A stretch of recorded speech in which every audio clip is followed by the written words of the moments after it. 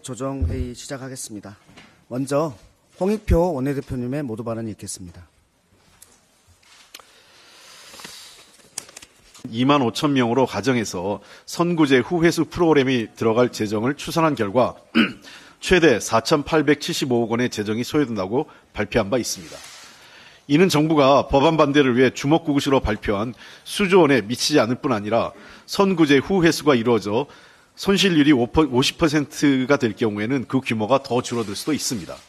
또한 주택도시기금의 여유자금 운영 규모가 29조 원에 달해서 기금의 재정이 악화될 수 있다는 주장도 설득력이 없습니다. 전세 사기 피해 가구 중 20%는 최우선 변제 대상입니다. 30%는 선순위 임차인으로 정부 재적 투입 대상이 아닙니다. 특별법 개정안에 담긴 선구제 후회수 방안은 최소한의 보증금도 돌려받지 못하는 최악의 상황에 처한 피해자들을 돕기 위한 것입니다. 특히 이 대상에는 2030이 압도적으로 많습니다. 그럼에도 정부가 피해자들의 고통을 해소하지 못할 망정 근거 없이 사실을 왜곡해 소요 재원을 부풀리게 하고 혐오를 부추겨 국민을 편가르게 하는 것은 매우 잘못된 것입니다. 주거는 가장 기본적이고도 중요한 기본권입니다. 이를 국가가 무책임하게 방치하고 외면해서는 안 됩니다. 정부와 여당은 정확한 실태조사와 보안입법 약속을 지키고 개정안 처리에 적극 협조해야 합니다. 5월 2일 본회의를 반드시 열어서 전세사기 특별법에 대한 본회의 부의를 확정할 생각입니다. 그리고 5월 국회 마지막에 이 법안을 꼭 처리하겠습니다. 민생 파탄과 경제의 어려움을 보여주는 뉴스들이 계속 쏟아지고 있습니다. 23일 한국은행이 발표한 생산자 물가지수는 4개월 연속 상승한 것으로 나타났고 특히 농림수산식품 가격지수는 154.20으로 역대 최고치를 경신했습니다. 사과, 배, 대파에 이어 배추, 양배추, 양파, 참외 등 먹거리 물가가 급등하고 있습니다. 많은 이 부모님들이 아이들 과일 사주는 것도 겁난다 이런 말씀들을 하고 계십니다. IMF는 실질 성장률에서 잠재 성장률을 뺀 우리나라의 올해 GDP 갭을 마이너스 0.54%로 추정한 바 있습니다. 이는 경기가 침체기에 접어들고 있음을 뜻합니다. 고물가로 국민 생활이 궁핍해지고 경기가 침체되기 시작하면 정부는 적극적인 확장 재정 운영으로 민생을 뒷받침하고 경제 성장의 모멘텀을 만드는 것이 재정정책의 기본 중의 기본입니다. 그러나 윤석열 정부는 정확히 거꾸로 가고 있습니다. 정부는 지난 3월 2025년도 예산안 편성 기본 방향을 확정했는데 정부 재량 지출을 10% 이상 감축해 건전재정 기조를 유지하겠다는 것이 핵심입니다. 이대로라면 정당한 이유나 분석 없이 무조건 예산을 깎으라는 대통령의 정말 경제에 대한 무지한 아무것도 이해하지 못하는 대통령의 말 한마디에 R&D 예산이 난도질 당했던 것과 같은 일이 지금 우리 재정 운영에서 나타나고 있는 것입니다. 국민에게 고통을 전가하고 경제를 가라앉게 하는 묻지마식 건전재정 기조가 모순적인 감세정책, 섬신석 정책 남발과 겹쳐서 실제로는 국가재정을 망가뜨리고 경제 주체들을 더 혼란스럽게 하고 있습니다. 선진국들이 대규모 재정 투입으로 새로운 성장 동력을 만들어내려 노력하고 있는데 유독 윤석열 정부만은 이런 세계적 흐름과 반대로 가고 있는 것입니다. 미국이 인플레이션 감축법 등으로 수조 달러 규모의 재정 투자를 진행하고 일본과 EU 등도 첨단 산업 육성, 디지털 전환, 탄소 중립을 달성하고자 막대한 예산을 투입하고 있습니다. 그러나 윤석열 정부만 재정을 부실화하고 국가 역량을 쇠퇴시키는 말뿐인 건전 재정을 표방하면서 국민의 삶과 우리나라 경제 성장의 기반을 허물어뜨리고 있는 것입니다. 더욱 문제인 것은 학자들마저 윤석열 정부는 정책 비전에 체계화를 시도하지 않는 독특한 사례라고 평가하면서 정책 자체가 없다고 비판하고 있습니다. 이미 정책 자체가 없는 무능과 무책임은 심판받았습니다. 그럼에도 국정기조를 바꾸지 않는다면 그것은 윤석열 정권의 불행한 결말로만 끝나는 게 아니라 국민의 삶과 한국 경제의 큰 그림자를 드리우게 될 것이라는 점을 깊이 인식해야 합니다. 최근 민주당의 적극적인 재정정책 강조에 대해 건전재정은 선택이 아닌 당위라며 강하게 비판한 한 경제신문이 있습니다. 그러나 이 경제신문은 지난 2001년 김대중 정부 당시 기획예산처의 건전재정 기조에 대해서는 강하게 비판하면서 경기 침체를 막기 위해서 확장적 재정을 해야 한다는 입장도 발표한 바 있습니다. 건전재정 환상이 경기를 급냉시킨다. 과연 지금이 재정 건전성만을 따지고 있을 상황인가? 재정이 경기 회복을 돕지는 못할 망정 발목을 잡아서 안 될 상황이다. 그 당시 사설의 내용입니다. 저는 지금도 다르지 않다고 생각합니다. 재정 건전성을 확보하기 위해서는 건전 재정에 집착하는 게 아니라 경기를 살리려고 재정이 적극적인 역할을 하면서 우리나라 경제가 살고 민생이 다시 회복되면 자연스럽게 재정 건전성은 찾아올 수 있다고 생각을 합니다. 윤석열 정부의 각성을 촉구합니다. 네, 다음으로 진성준 정책위 의장의 모두 발언이 있겠습니다. 네, 윤석열 정권 2년 만에 여야 영수회담이 추진되고 있습니다. 총선에서 나타난 민의를 받들기 위한 회담이 되어야 합니다. 국민은 이번 영수회담을 통해서 민생이 회복되고 국정 기조가 바뀌기를 기대하고 있습니다. 우리 당이 강조해온 긴급 민생회복지원금은 이번 영수회담의 의제로 되어야 합니다. 이것을 예상해서인지 정부 여당이 이러저러한 이유를 들어서 부정적인 입장을 내놓고 있습니다. 먼저 민생회복지원금을 저소득층한테만 지원해야 한다라고 하는 이른바 선별지원론입니다. 본말을 전도한 주장이 아닐 수 없습니다. 고물가, 고유가, 고환율로 그야말로 민생경제가 비상사태 아닙니까? 민생회복지원금은 이러한 삼고로 인해서 활력을 잃어버린 우리 경제에 활력을 불어넣자는 것입니다. 전 국민에게 지원이 이루어져야 그 경제 효과도 극대화할 수 있습니다. 이미 코로나 팬데믹 초기였던 2020년에 우리는 전 국민 지원으로 그 경제 효과를 본 적이 있습니다. 또 대만도 팬데믹 이후에 경제적, 사회적 회복력을 강화한다라고 하는 취지로 1인당 약 25만 원의 보편적 지원을 실시했습니다.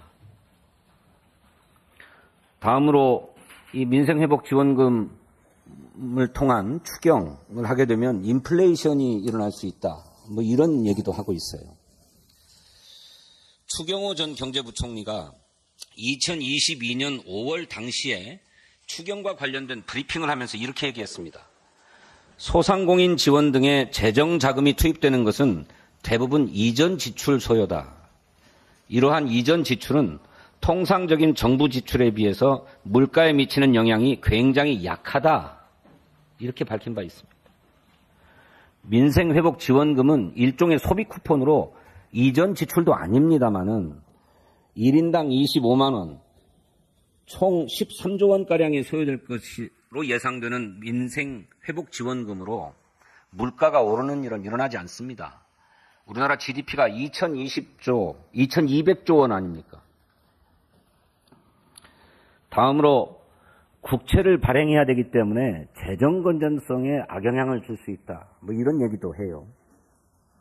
재정 건전성을 금과 옥조로 여기는 분들이 최부자 감사는 왜 그렇게 밀어붙였습니까? 선거 시기에 대통령이 20몇 번씩 지방을 다니면서 1000조 원에 육박하는 SOC 사업을 공약한 것은 왜 그랬습니까? 재정의 적극적인 역할로 경제를 살리고 GDP도 늘려서 결국 국세 수입도 늘리도록 하는 이런 재정의 선순환을 도모하는 발상의 전환이 시급합니다.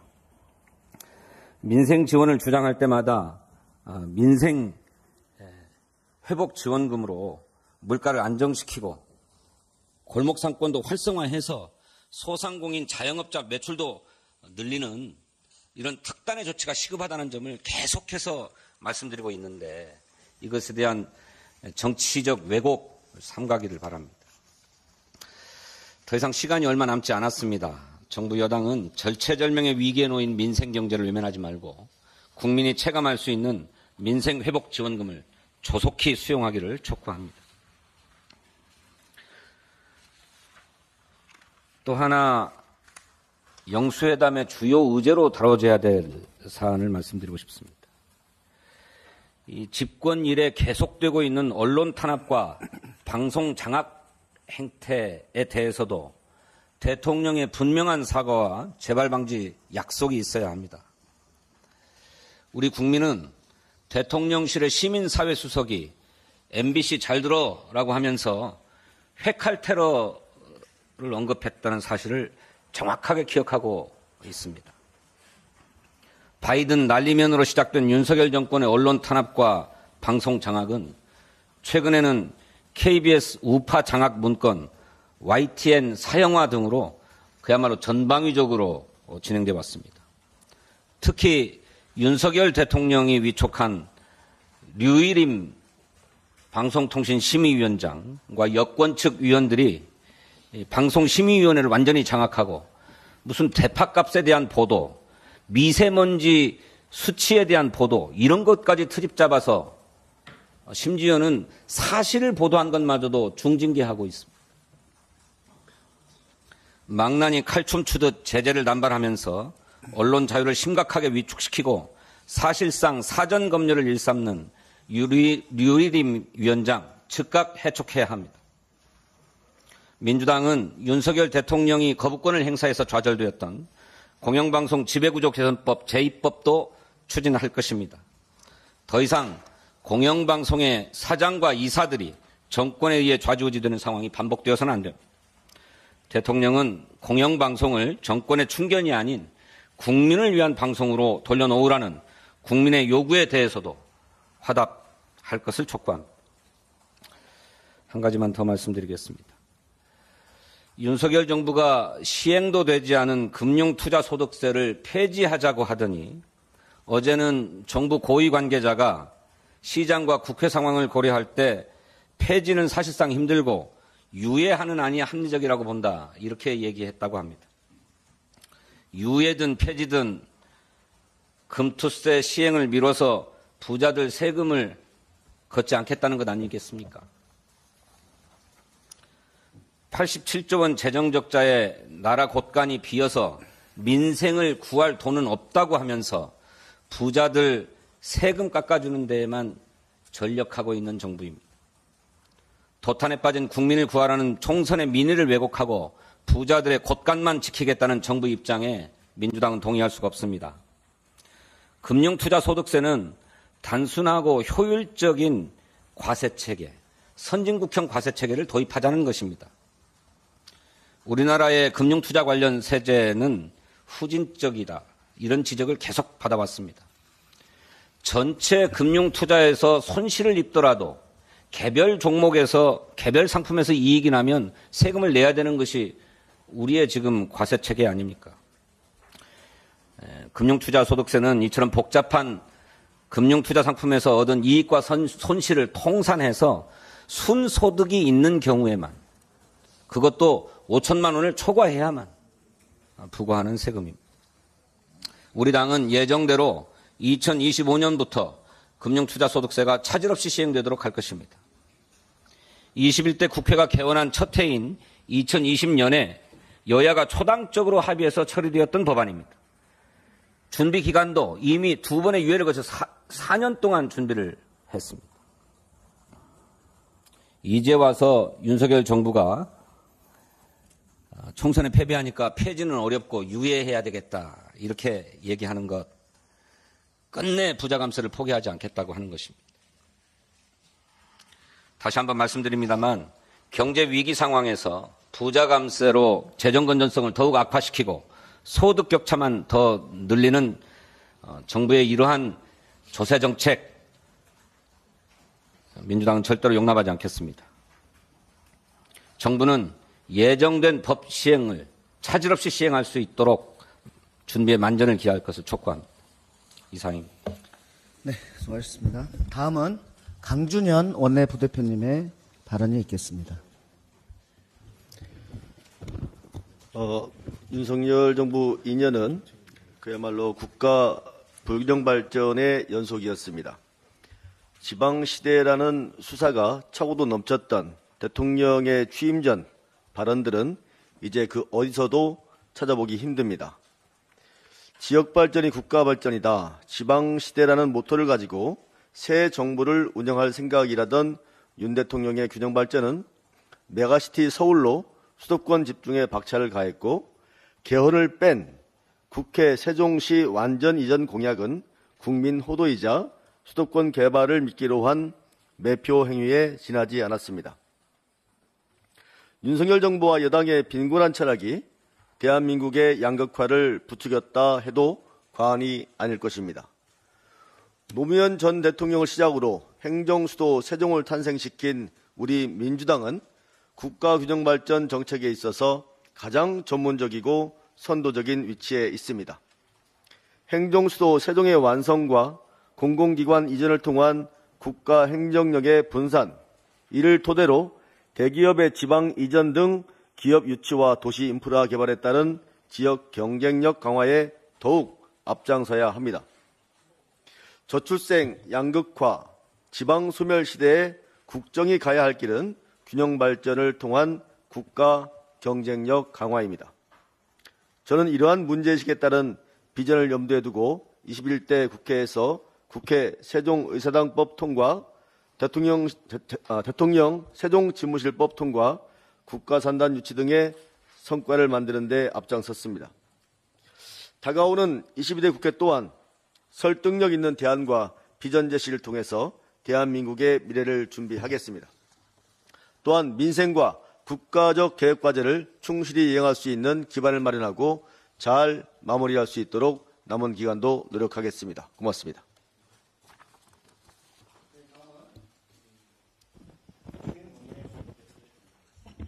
예. 여러분, 국방부에는 유재은 법무관리관이라는 분이 계십니다. 국방부가 최혜병 사건 기록을 경찰에서 회수할 때 역할을 했다라고 지금 추정이 되는 분인데요. 이분이 지난 8월에 국회 법사위에서 본인의 그런 행위, 국방부의 그런 기록 회수 이런 것들은 이종섭 당시 국방부 장관의 명명에 의한 것이다 라고 증언을 한 바 있습니다. 찾아보시면 다 확인하실 수 있어요. 그런데 최근에 이종섭 전 장관은 자기는 그 사건 기록 회수를 지시한 적이 없다라고 얘기를 하고 있습니다. 누구 하나는 이제 거짓말을 하고 있는 건데, 최근에 보도된 바와 같이 이시원 대통령실 공직기강 비서관이 이 사건 기록이 회수될 무렵에 유재은 법무관리관과 통화했던 사실이 밝혀졌죠. 그리고 그 무렵에 또 공직기강 비서관실 행정관이 경북경찰청에 전화해서 곧 국방부로부터 전화가 올 거다라는 등 얘기를 하는 등 기록 회수를 조율했다는 보도도 있습니다. 이렇게 되면은 대통령실이 이 사건 기록을 회수하는데 관여했다라고 보는 것이 합리적인 추론이겠죠. 그래서 저희가 뭐 특검도 하자 이런 얘기도 하고 또 특검이 되기 전까지 기다릴 수 없어서 어제 이양수 국민의힘 수석부대표에게 운영일 좀 열자. 지금 이시연 공직기강 비서관이 전화한 사실까지 나왔는데 확인을 좀 해봐야 되지 않겠냐라고 했더니 단칼에 거절했습니다. 절대 응할 수 없다. 여러분, 국회는 정부를 견제하는 것이 기본적인 역할 중에 하나입니다. 그리고 그 견제 기능의 핵심이 바로 국회 운영입니다. 그런데 여러분들도 누차 보셨을 겁니다. 저희가 어떤 사안이 생겨서 확인을 해보자라는 차원에서 운영위 개회를 요구할 때 항상 거부당해 왔었습니다. 지겹도록 봐오셨을 겁니다. 지금 이시원이라는 공직기강 비서관은 이런 일을 하는 사람이 아니에요. 근데 이런 사람이 전화를 했다는 것까지 다 보도가 나와서 확인 한번 해보자, 열어달라고 했더니 또 단칼에 거절을 한 겁니다. 그래서 저희들이 그렇게 얘기하는 거예요. 22대 국회에서 국회 운영위는 누가 맡아야 된다? 야당이 맡아야 된다고 얘기하는 겁니다. 몸으로 좀 증명을 해주고 있습니다. 운영위를 누가 맡아야 되는지. 그 다음에 저희가 지금 민생법안도 통과시키기 위해서 계속 무던히 애를 쓰고 있습니다. 아까 원내대표님 말씀하신 전세사기 피해지원법 개정안, 그 다음에 정무위가 직회부 절차를 밟은 가맹점법 개정안, 이런 것들인데요. 다 아시는 것처럼 이런 법들 저희가 법사위에 보내놓은 지 상당히 오래됐지만 전혀 논의가 안 됐었습니다. 그래서 저희가 직회부 절차 밟은 거거든요. 법사위 누가 해야 됩니까? 저희가 해야 돼요. 안 하잖아요, 일을. 그래서 직회부 절차를 하면 또 복주력이 이릅니다. 전혀 받아들일 수 없는 그런 비판이고요. 본인들이 한 행위부터 보셔야 될 것 같다는 생각이 듭니다. 심지어는 중소기업 협동조합법이라는 법이 있어요. 이 법은 해당 상임위인 산자위에서 여야 합의로 통과시킨 거예요. 그래서 법사위에 보내놓은 법이에요. 지금 논의되고 있습니까? 안 되고 있습니까? 법사위를 우리가 맡아야 될 이유도 충분히 지금 국민의힘이 스스로 보여주고 있습니다. 그래서 이런 부분들에 대해서 저희들은 신속한 처리를 해야 되겠다는 말씀을 다시 한번 드리고요. 그것을 위해서 본회의 일정에 국민의힘이 합의해 주셨으면 좋겠습니다. 참고로 말씀드리면 운영위 관련돼서는 오늘 오후에 저희 당 운영위원님들이 소통관에 좀 서서 입장을 좀 밝히는 기자회견도 예정되어 있습니다. 참고해 주시면 좋겠습니다. 이상입니다. 네, 제가 짧게나만 하겠습니다. 지난 23일에 국회 정무위에서 가맹사업법 통과했는데요. 여기에 대해서 공정거래위원회에서 바로 반박 보도자료를 냈습니다. 이렇게 냈어요. 다수의 가맹점주 단체가 반복적으로 협의를 요청하여 가맹본부의 부담이 지나치게 많아질 수 있고 또 가맹본부가 형식적인 협의를 할 수도 있다. 이렇게 주장을 했습니다. 저는 우리 공정거래위원회의 존재 이유를 묻고 싶습니다. 공정거래위원회가 산업진흥원인지 아니면은 가맹점과 같은 약자들 보호해서 공정한 거래를 하게 하자는 곳인지 정말 의심스럽습니다. 현 정부와 공정위는 우리 국민들의 수준을 어떻게 보는 것입니까? 열심히 장사해서 먹고 살기 바쁜 가맹점주들이 가맹본부에게 부담을 주려고 일부러 반복적으로 협의를 요청한다는 말입니까? 우리 가맹점주와 소상공인을 너무 한가하게 또는 무시하면서 하는 것이라고 생각을 합니다. 그리고 가맹본부도 형식적으로 협의에 응할 것이다 라고 단정 짓는 것 역시 가맹본부 사업자들을 너무 무시하는 것이다 라는 것입니다. 지난 국감 때 제가 가맹본부와 가맹점들의 이 협상들을 많이 했는데요. 10년간 한 번도 만나지 못했다고 합니다. 그런데 만난 지 몇 개월 만에 10년간 묵은 문제들이 다 해결됐습니다. 그래서 그분들이 하시는 말씀은 100번의 법보다 한 번의 만남이 더 중요하다. 이렇게 말하고 있는 상황인데 공정거래위원회는 누구의 말을 듣는 겁니까? 그리고 또 가맹점주의 단체 등록과 구성과 등록 그리고 협의 요청의 방식 이런 것들에 대해서 모두 다 대통령령으로 정하도록 되어 있습니다. 왜 그거에 대해서는 빼놓고 또 반박을 하십니까? 그래서 저는 가맹점주들이 무차별적으로 떼쓰는 사람들이다 라는 그 공정거래위원장의 인식, 이거는 30만 가맹점주들과 700만 소상공인들의 모욕입니다. 사과하시기 바랍니다. 그리고 제발 공정거래위원회는 공정거래위원회의 존재 이유를 생각하시기 바랍니다. 이상입니다. 국회 운영 관련돼서 한 3가지 지적을 좀 말씀드리고 싶습니다. 앞서 박주민 수석부 대표가 한 얘기가 좀 받아서 이어지는 건데요. 국회법은 합의와 협의를 달리 사용하고 있습니다. 합의와 협의는 다른 것이죠. 국회 의사일정 관련돼서 의장 또는 상임위원장은 교수단체 대표들과 협의해서 의사일정을 정하게 되어 있습니다. 그런데 이것을 의장이나 상임위원장들이 합의로 소극적 해석을 해서 매우 협소하게 해석을 해서 합의로 운영하면 사실상 이것은 국회의 가장 큰 법적 원칙, 국회법에 명시되어 있는 다수결의 원칙을 훼손하는 겁니다. 기본적으로 합의해서 합의를 이르게 하는 것이 의장이나 상임위원장 역할이지만 합의가 안 됐다고 해서 회의를 열지 않는 것은 다수결의 원칙을 훼손하는 것입니다. 두 번째,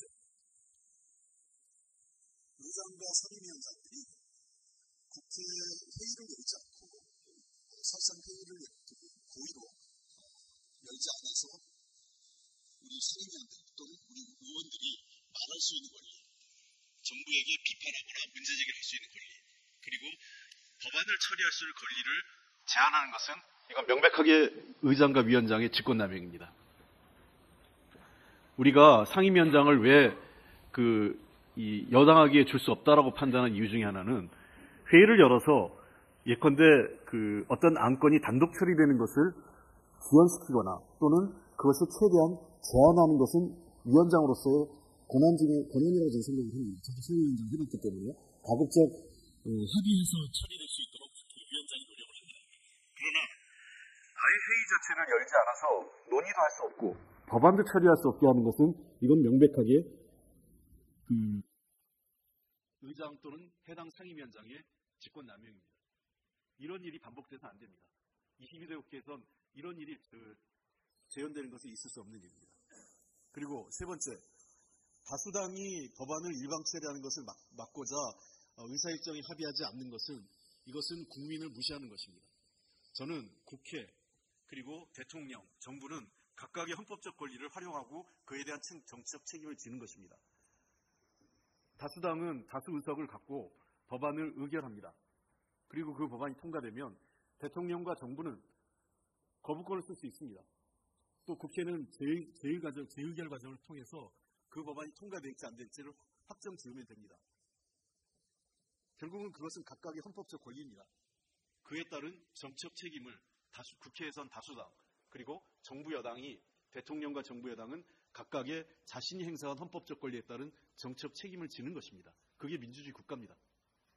저는 이 세 가지 다수결 원칙 그리고 위원장들이 직권남용해서 안 된다는 것 그리고 각각의 정치 주체들이 헌법적 권리와 그에 따른 정치적 책임을 지는 그러한 그 국회 그다음에 정부와 대통령 국회의 관계가 성립됐으면 좋겠습니다.